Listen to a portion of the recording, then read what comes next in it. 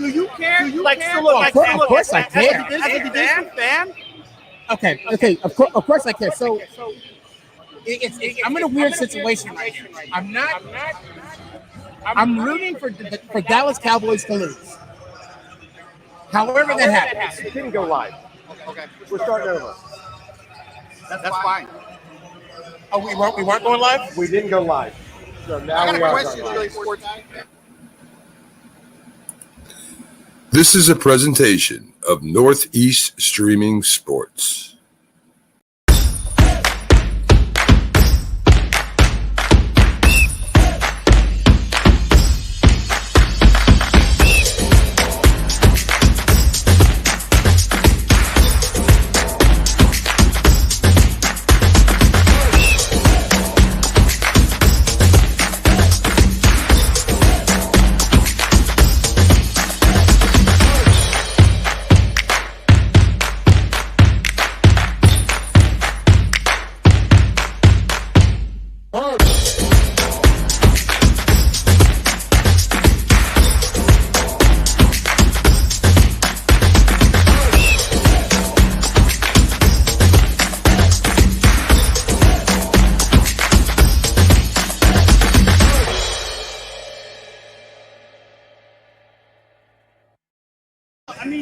What's up, everybody? It's another There we go. NFC East Show. And we are here live at the backyard, the Arlington backyard here at Texas Live. We're having a blast. It's Dallas week, baby. And I got SneakyG here. We got Larry from the Tru Podcast. We got Byron Williams here doing his thing. And we're just having a blast here at Dallas week. What's up, everybody? How you guys doing? I'm doing good. Glad to be here. Glad to be here, man. Football all in the atmosphere, man. But some of us don't know how to win, you know? Exactly. They don't know how to win. Well, I tell you, we might as well start with that right away. Yeah, because obviously, let's talk about Washington real quick. They're not here. They lost. They got spanked pretty handily by the Buffalo Bills. So, the other team that played earlier today was the New York Football Giants, who we got SneakyG here and Byron. I know you guys are real close to the New York Giants. How did you feel about the game today? Well, lost. It feels like I kissed my sister. I don't even have a sister. I'm not going to make any excuses. At the bottom line, we got to do better. Either it's personnel, coaching. We just overrated. Obviously, it's unacceptable. Actually, Byron, let me ask you this question. You were kind of going through these phases, right? I mean, because you were part of the 85 team before they won the Super Bowl.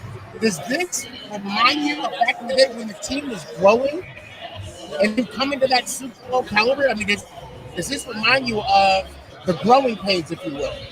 Yeah. I mean, when I first got to New York, we went 3-12-1. That was my rookie year. But I joined in 8 games subsequent to the season. But then we turned it around. We joined in 84, back in the 80s. That's when we started going to the playoffs. But man, you really can't start no season 0-3. I don't care how you look at it. And it's really, you have to play with urgency. And you just can't make mistakes. They really shoot themselves in the foot. So now, let me ask you this. Since we're talking about the Giants here, I believe that they're holding Jones back.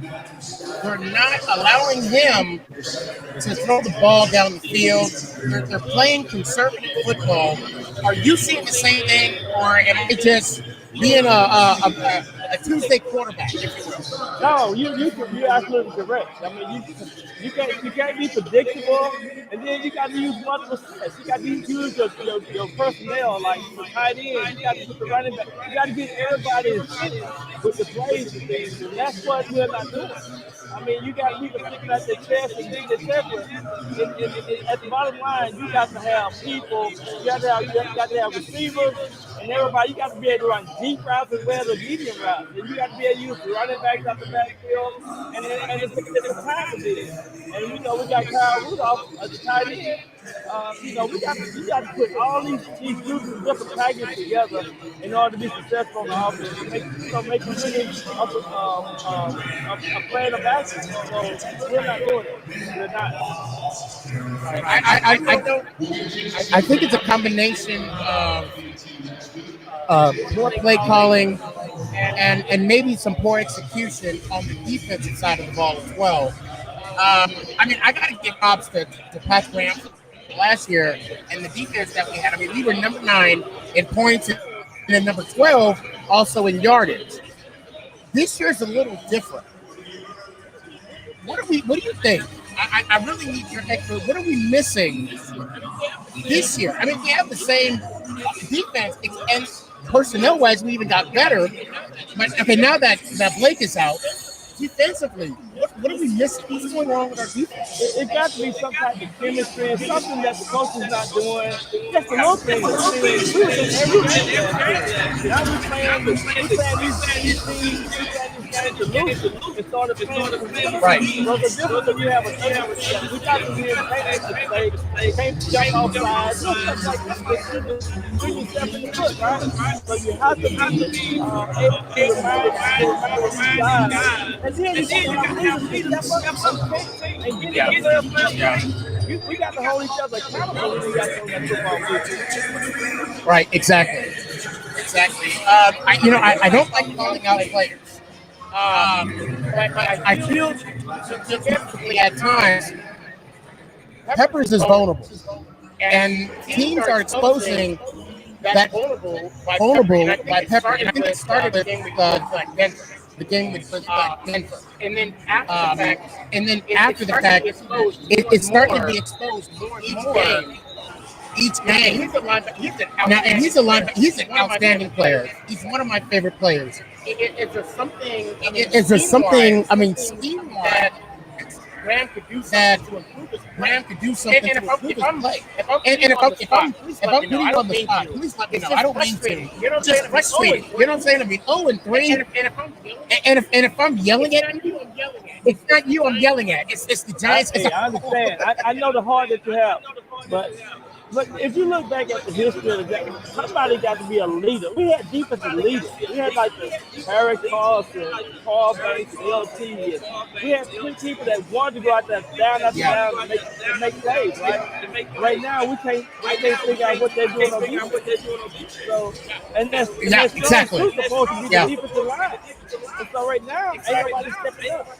And so, for Denver to come in the opening week and do what they did at your home field, and then, the second game, going up to Washington, lose the game the way we lost it, just little things like that. We have to have somebody step up.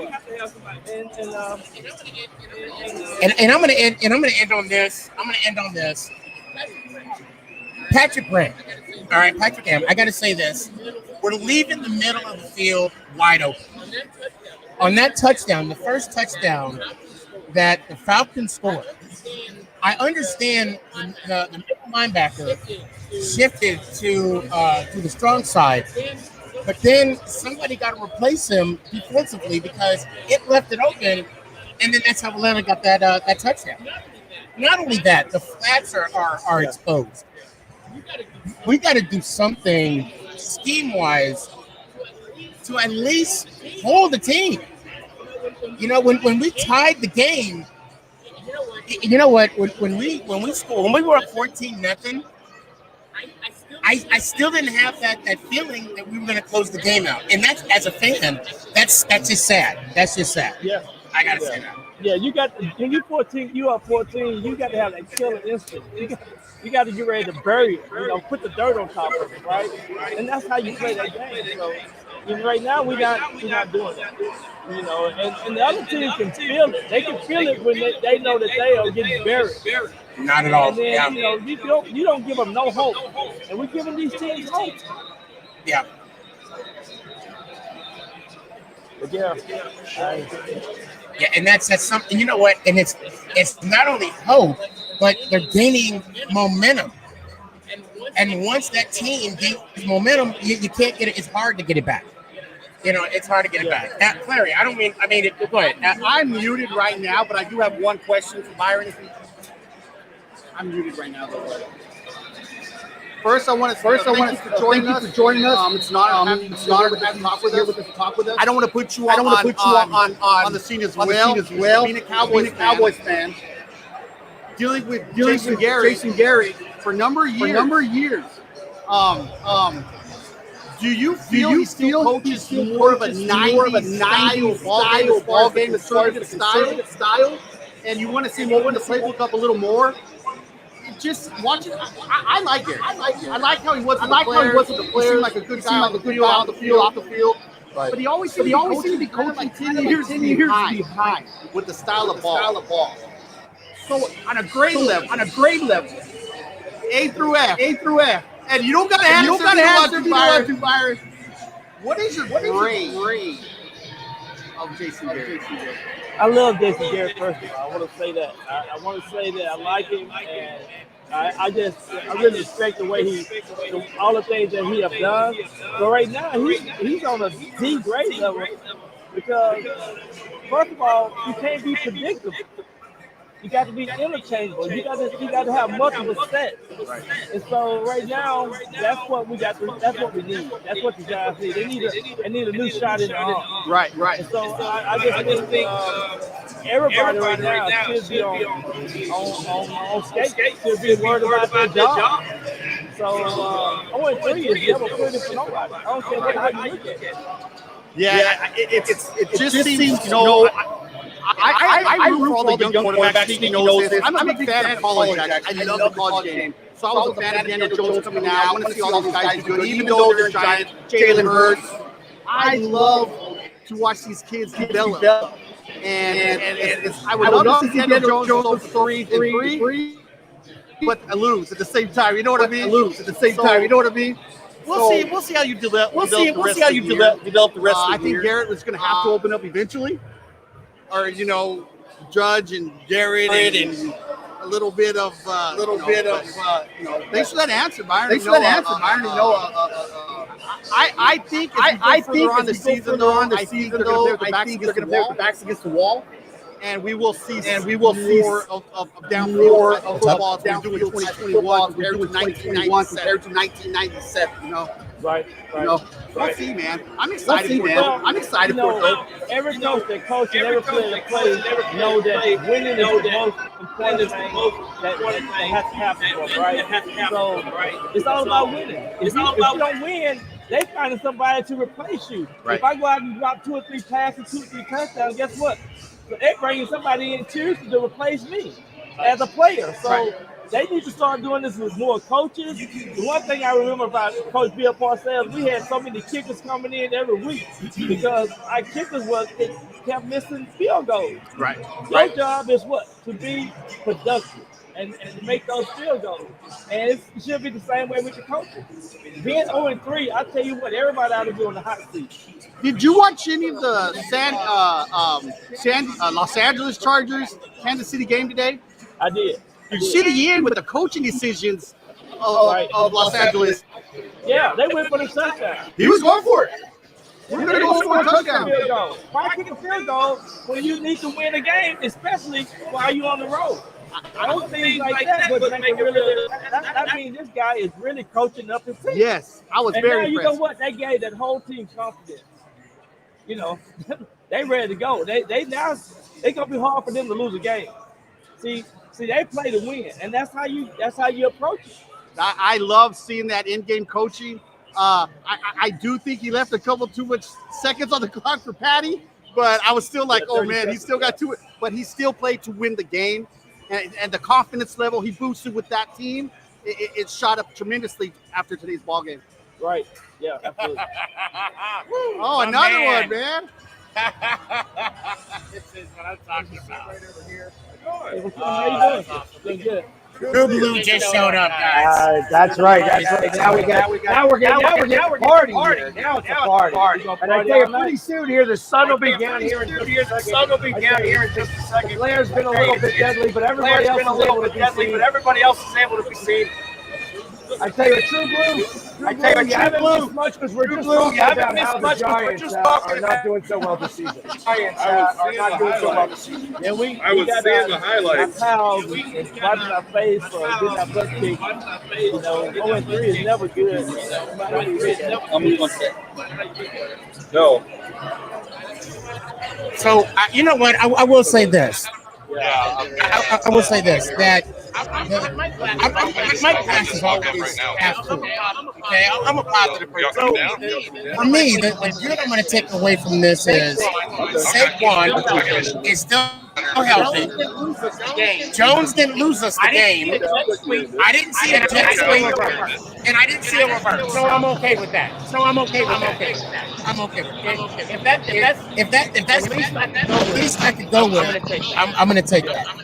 This man, Byron, let me tell you, man. We've been talking for a year and a half now. And we met through social media. And I've never met a bigger fan. And I was blown away. He told me at first how big of a fan he was. And I was like, no, you can't. Because I can't compare to that. I'm more of he knows, I talk bad about the Cowboys a lot. I'm kind of the honest speaker.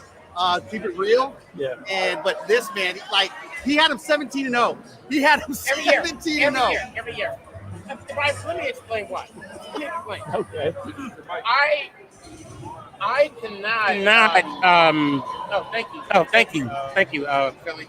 I cannot say to myself, the Giants are going to win this game. They're going to lose this game. They're going to win this one. I'm looking at 17 opportunities. And it pisses everybody off when they ask me my prediction for the New York Football Giants. Oh, we're going to go 17-0. Now, I say this every time, and I know Clary's probably tired of me saying this. A smart man will tell you. A smart man will tell you a tomato is a fruit. But a wise man will tell you you do not put a tomato in a fruit salad. I say that to say this. I will say the Giants will go 17-0, but I won't put money on it. I won't put money on it. I love the Giants organization and the history that we have. Right. But I just think too that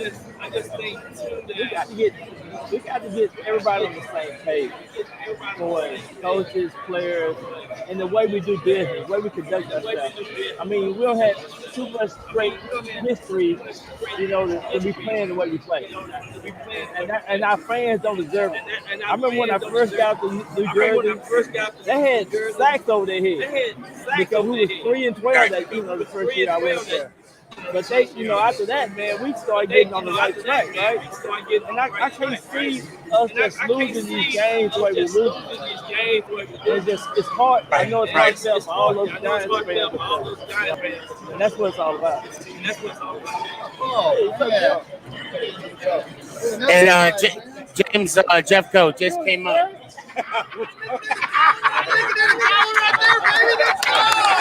Let's go! Get ready to tackle him. There's the Super Bowl man right there, let's go! I just got dissed by James right now. Great, I'll tell you. This is a bad man right here. This is a bad man right here. Oh, that's too funny. That's too funny. We got it.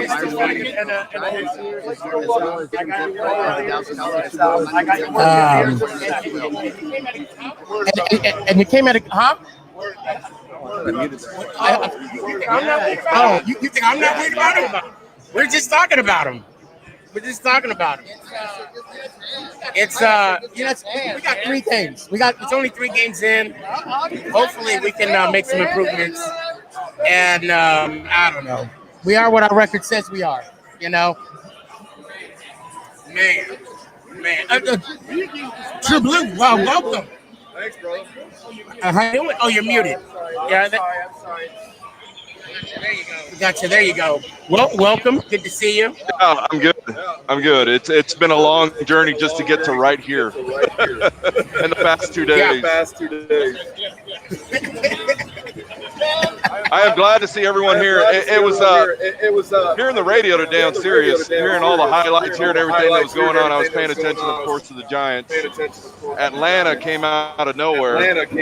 Surprised me. I thought the Giants would have had that game. But there was the game right now of Miami and Raiders. Nobody right now is playing to win. And Nobody right now is playing to win. Everyone's playing secure space. Everyone's playing prevent defense, fourth quarter defense. Nobody wants to win right now, and it shows. Maybe because they still, still got this preseason mindset. I don't know. Maybe they still. You got all the wire right underneath I don't know. But right now, in interview weeks, right, somebody can knock somebody out.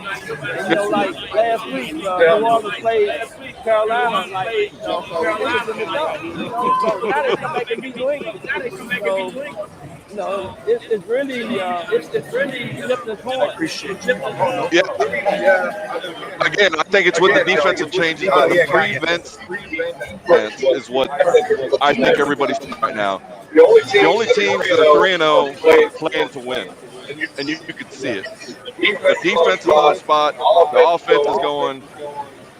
But what's going on is I just see everybody else just playing. There's no authority from the coaching. There's no authority from the QB. Defense, nobody's leading. That's on all sides of the ball. And you'll see that. I mean, the Rams, look what's going on in that game. Back and forth. They want to win. They're both 2-0. They want to win. Also, I gotta throw this in there though. Call me a salty Giants fan if you want, but these ticky-tack penalties are killing us. These offensive pass interference. That was not. I'm sorry. That wasn't pass interference, and that was a costly penalty right at that time. I tell you, I still need the tissues. Gotta bring the tissues.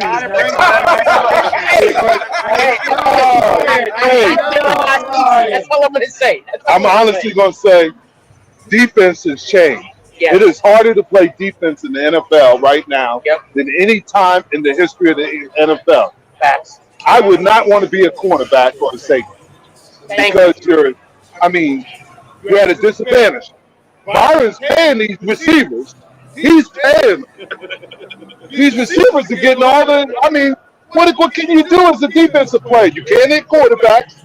You can't touch receivers. You hit a running back too. They're gonna call a flag for that. Right. It is hard to play defense anymore.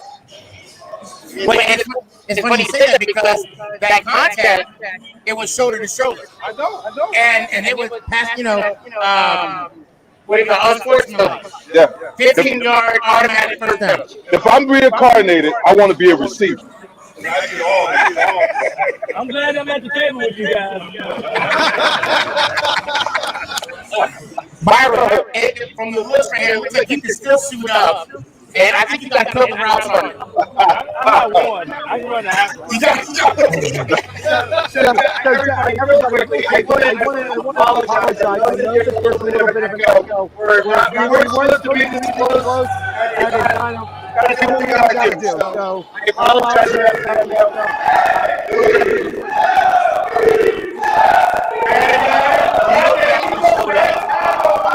Don't they know this is Texas? This is Dallas, Texas. They don't know that. No, this is Cowboy country. Oh my goodness. They have lost their mind. Eagle fans actually travel. So obviously, Mr. Jeffcoat, two-time Super Bowl champion, with the Dallas Cowboys. And of course, his other team smacked around the Washington football team today. Buffalo, because he goes by Buffalo Jim, even though he's a Dallas Cowboy. So I'm glad that he was able to make it. He flew all the way in to be able to be here for this game, for this podcast. So I really do appreciate it. And of course, we got a whole bunch of Eagles fans around doing our thing. I only see 2 or 3. Stop This is Cowboys country. Let's go, baby. Oh, you see 4? Yeah, I see 4. Okay. We see 3 or 4. So to be fair, I only see 2 Giants fans, and that's Byron and myself. Everybody That's our own 3. Everybody, they roll. That's what they're hiding. They're never hiding. But that'll be in what? They play the Giants in 2 weeks. There'll be a lot of Giants fans. Yeah. Oh yeah. There'll be a lot of Giants fans. So enough about the Giants because obviously they are already going 3. So Wow. All right. Wow. I got a tissue for you. It's got a big. Eagle on it. You're lucky I don't have the butt. You're lucky I don't have the butt. That's what I'm gonna say. You're lucky I don't have the butt. But anyways, there's a game that's happening tomorrow night. And I think it's going to be a high-scoring game. Funny as that sounds, I know we talked about this briefly. I think it's going to be a high-scoring game. I think that I got it listed 35-31. And I don't know who's going to be 35. That's the hard part about this. I think it's going to be just go back and forth, and maybe the last one with the ball gets the win. That's a possibility. But here's how I look at it. The Cowboys are what, 1-1? And the Eagles are 1-1. The Cowboys have played Tampa Bay, who arguably have one of the top 5 receiving corps in the NFL. They played, obviously, the Chargers, who have a very good, they might be in the top 10 in receiving corps. Now, where are the Eagles at in the receiving corps? Are they in the top 10? They're in the bottom 5. Well, as of I right don't now, think they're in the bottom. I think they're going to be really good. I really do. Because Javonte Smith he's very impressive. But I think right now this is probably the easiest receiving corps the Cowboys have played in the receiver. That's not saying anything negative about Philly. That's just reality. Now the running game is going to be can Zeke and Pollard, can they stop them, and can the Cowboys stop Philly's running game? well, and I don't think Zeke has got it anymore. I mean, I know that he's all built up, and he's built off, and I'm more concerned about Pollard. See, I'm not. I think Zeke is going to. It's some people, it takes them a little time to get into the game. I think Zeke is that kind of player. He's lost the weight. He's in great shape. But he hasn't played a lot in the preseason. They were saving him. As the season progresses, when you go 17 games, it's going to get better and better. Teams are going to get better and better. I hate to say this, but the New York Football Giants are going to get better and better. Philly's going to get better. The Cowboys are going to get better. Redskins won't get any better. Oh, Washington football team. They ain't getting better. So, but first off, I feel like our defense, I mean, we played the 49ers, and they're arguably Yes, I agree. a contender to go to the Super Bowl. At least if you talk to Mac or Cal. Yeah. I don't think they're as great as they're talking about, but they did go a couple years ago. So, and now my thought is, you got a defense that's very porous with depth. I know that they held Hubert or Herbert, whatever his name is, for only 17 points, but he's only a second-year quarterback. I don't think that he's as great as everybody's making him out to be. But they did beat Kansas City today. They beat the Kansas City Chiefs. They beat them. They didn't just walk in there and beat them. They beat them. So, but not for nothing, maybe Kansas City isn't as good as we're making them out to be, because they lost again today. That's what I know. That's what I just said, yeah. But here's the thing. I think the Chargers are a year away from being a really good team. I think they're a good team now, and they're going to be competitive. I think Philly is going to be a very good team. And what makes them is Hurts. Hurts is a quarterback. The quarterback is a coach's kid. That's all he knows. He's been, since he's been in high school, his dad is a very successful coach at Channelview High School. He understands football. He understands. He won a national championship with Alabama. I mean, they can talk about Tua, but Hurts was, and then he went to Oklahoma, and he did a good job. There's nothing. He's going to get better, and he's figuring it out right now. The big thing for the Cowboys is not to let him get going. If they can control Jalen Hurts, they got an opportunity to win this game and take the division at this early point. But it doesn't matter right now because you got 17 games, and just because you're 2-1 now doesn't mean you're going to be the NFC East champions. Right. So my next question is, obviously, Dallas is a little bit go, especially with the receivers.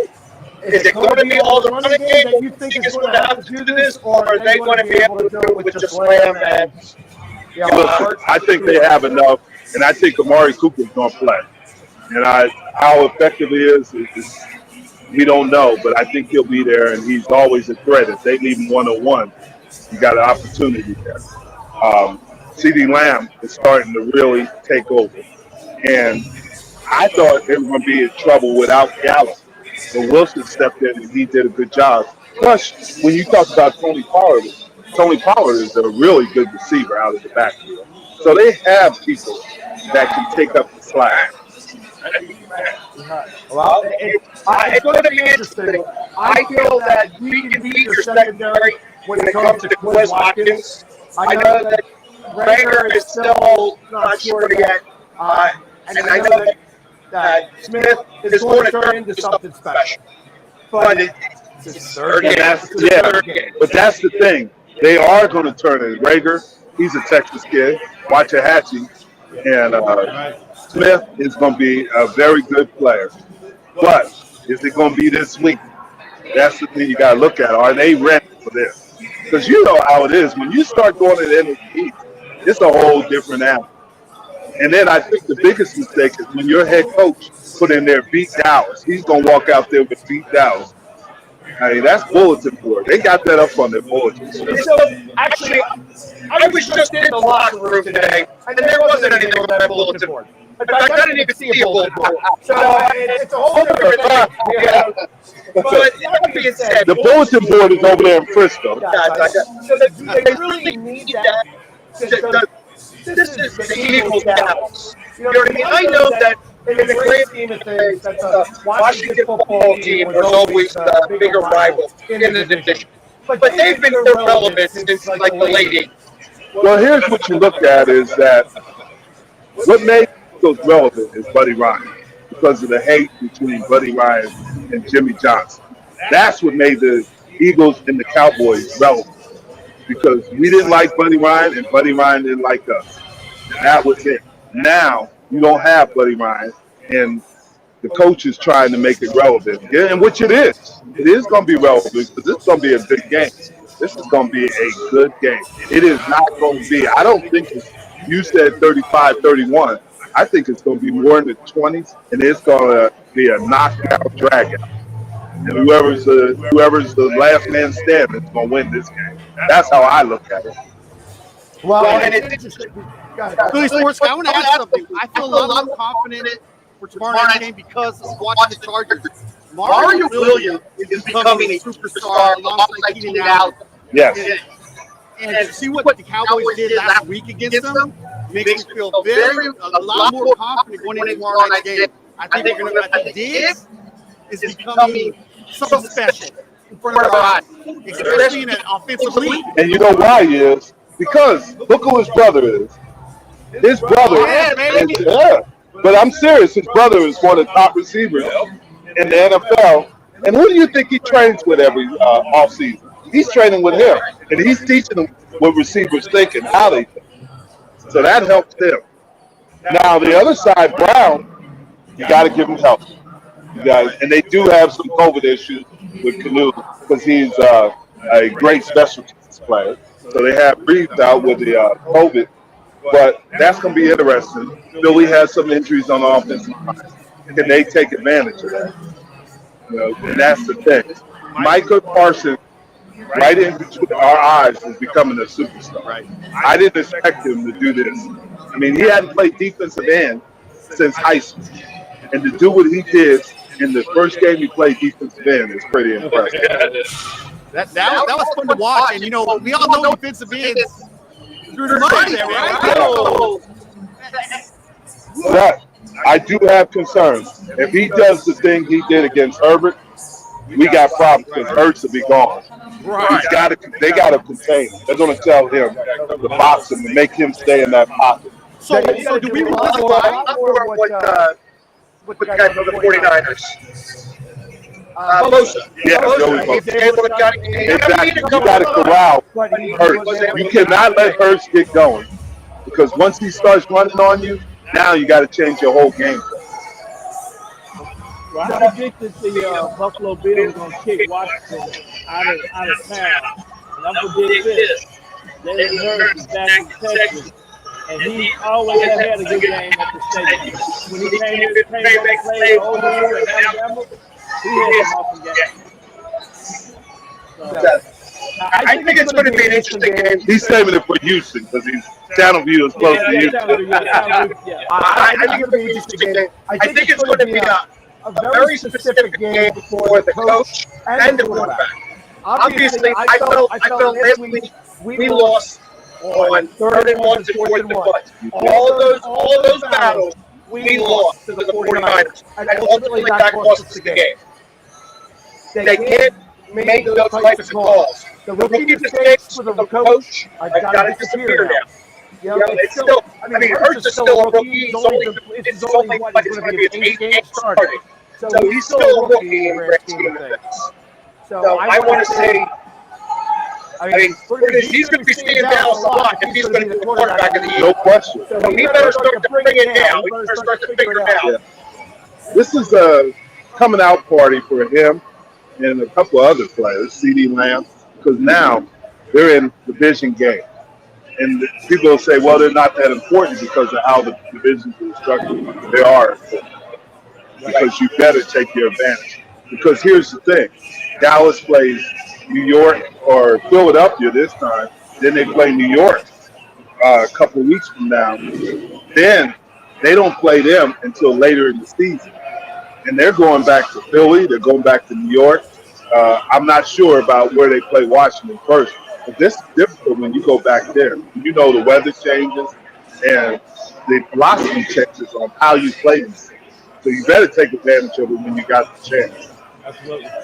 Right. And that's why I feel like it's not the end all be all, but this is more of a must win for both of these teams. Yes. I mean, this is their only NFC battle until week 13, where they then have That's my point. 5 weeks. Yep. 5 out of 6 weeks they have NFC East battle. The one thing I can say about the NFC East this year as opposed to last year, for the most part, they are being competitive on out of division games. Last year, they were a joke when they went out of the division. Now they get Chargers, Cowboys beating the Chargers, and competing with Tampa Bay. You know, the Eagles beating Atlanta. When you say Atlanta beat the Cowboys. I'm sorry. I was waiting for it. Feeding into that more. This is like you were saying, coming out game for CD Lamb against the Eagles, because this is going to be the first time that he has Dak Prescott with him. So last week and the week before that at Tampa, Dak and CD are hooking up. It's something unseen. I don't think the secondary from the Eagles is going to be ready for what's about to happen tomorrow. I think it's going to be a little bit looser game. It's going to be tight at the first half. Start going to the third quarter, but I think the fourth quarter we're going to see who has what. And I think the Dallas. And you brought up a good point. You know, Zach Ertz hasn't been out there like he normally is. I don't know what the reason is, and that's going to be these tight ends for the Cowboys and for the Eagles. I got to be a bigger part of the game. And you're right there. With CD Lamb, they're going to try to shut Lamb down, especially if Cooper is a little digged up. The tight ends become a more have to be an effective part of these games. Well, and that's the one thing that I've been really happy about with the Eagles defense is that they kept everybody in front. Nobody's gotten behind. I mean, short of the one play for 40 yards by Deebo Samuel, they had all their plays were 18 or under. And they drove down the field, but they didn't have the big play. So the big play has been taken out from both in the last 2 weeks. Now, the running game against Atlanta was pretty good until we were able to stop it. Against the 49ers, the running game was okay, but it came to third and one, we lost those battles. But here's my question. With Graham out, how does that affect the Eagles' defense? I don't think that's as big a deal. I mean, obviously he's got some shoes to fill, but the defensive line rotates out so much that I think that he's going to play a very little part in the fact that he's out for the season. Now, obviously, if somebody else gets hurt, then I got more of an issue. But isn't Graham more of a leadership? He's that leader on their team as far as who's going to fill that void. Well, it's going to rely a little bit more on Fletcher Cox. And Fletcher hasn't been Fletcher this year. No, he hasn't, but he's also been taking on the double teams all the time. He's nonstop on the double teams. So when you got him, that's what leaves everybody else open. That's why Hargrave is having a better season right now. So I don't mind taking that because you don't see those in the stats.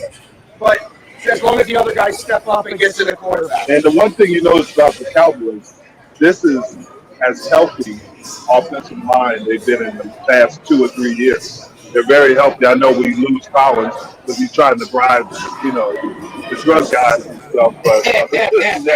But I found that out this morning. Yes. I found that out. But they are healthy, which is helping that. And they just got to. Some of these issues is with the offensive line. They got to get going. They got to get it rolling. Help Zeke because of the stop. It's all going to happen in less than 24 hours from now, it seems. We're going to all be there and get it all together. Are you going to the game tomorrow? Yes, I'll be in the club seat. What prediction do you have for this score? I have not the Eagles. The Cowboys winning 24 to 21. 24 to 21. And he did a Freudian slip. He had to catch it. I think he really meant to say Eagles. I think he really meant to say Eagles. No. It was a slip. So, Sneaky, do you have a prediction for the game tomorrow? Of course I have a prediction. I think I'm going to give Hurts the benefit of the doubt and say that this is going to be a coming out party. Philly is going to win 3-0.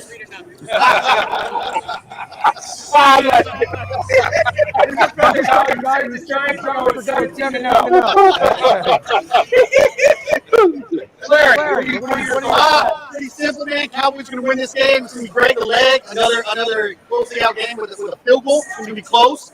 It's going to be an old style football game, I hope, tomorrow. A little more run offense. Cowboys 27-24. Break the leg. Get the field goal to win the game. So we got a whole bunch of people saying Cowboys. Tru Blu. I'm going to be a little bit more optimistic. I think the Dallas Cowboys are going to score more than 30. I think it's going to be on 38-27. 38-27. More of a blowout. Byron, you got an opinion? I got one. Zeke gonna get 2 touchdowns. So I'm predicting 2 touchdowns. Dak gonna throw about 4 more. I'm predicting 35-28. So you got to score 6 touchdowns, but only scored 5. Yeah. Maybe 42. He's got up to 42. He's got up to 42. Just trying to make you feel better. Hey, listen. So I love it. Everybody else chooses everybody on one side, and I got the other side, and it was usually the other side wins.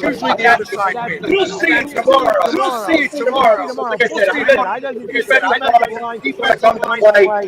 Push back on the we'll see. I think 3 sacks. The one thing I think is going to be big difference The Eagles have not had a turnover or given up a turnover in the last two games. So I think it's going to be very important for the defense. Our defense, at least get one turnover. You still got to have a clean sheet. We got to have a clean sheet. So that's going to be a big deal. So, I have the score as 35-31.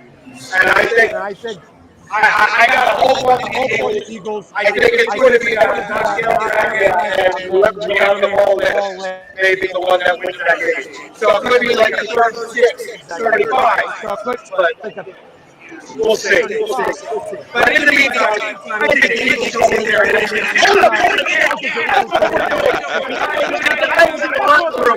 put a little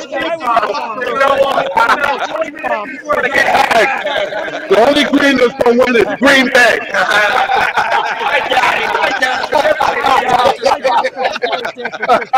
Hey, Sneaky, the Giants going to be one game away from being in second place. Say what? The Giants will be one game away from being in second place after this week. Nah. But they're still the only team in the division that doesn't have a win. Yeah, about that. That's all right. I got more tissues. I got to bring more tissues. Next time I see Sneaky.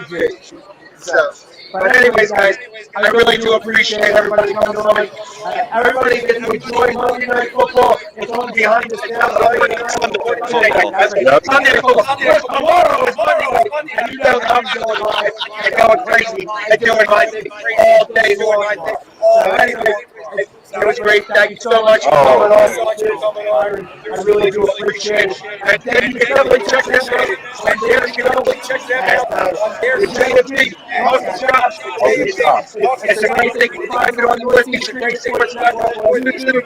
Definitely, Larry OG. You can go see on there. SneakyGMan or SneakyG myself. I just want to throw out there. September 9th. These guys will be joining us. Tru Blu and Cowboys and Cowboys at the Copper Penny. October